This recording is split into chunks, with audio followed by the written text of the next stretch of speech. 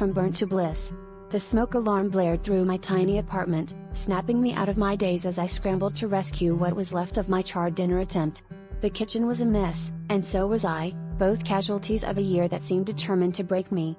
It was supposed to be a simple pasta dish, but in my distracted state, I'd forgotten to set a timer, letting the sauce reduce to a blackened, unrecognizable goo.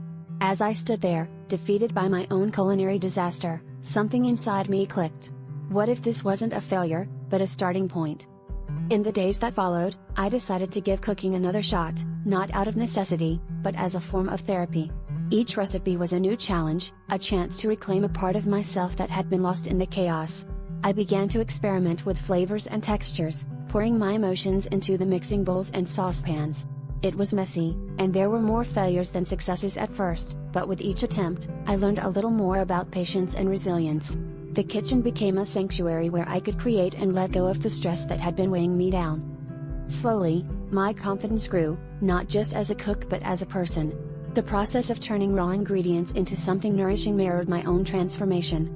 I started sharing my creations with friends and neighbors, their smiles and compliments a balm for my wounded spirit. Cooking became more than just a task, it was a way to connect, to heal, and to find joy in the present moment. I realized that in feeding others, I was also feeding my soul, nurturing the parts of me that had been neglected for too long. What began as a burnt dinner evolved into a recipe for happiness and healing. It taught me that failure is not the end but a stepping stone to something greater.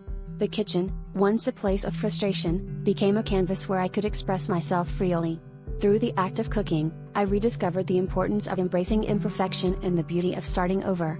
And in those moments, surrounded by the warmth of my newfound passion, I found the strength to rebuild my life, one meal at a time.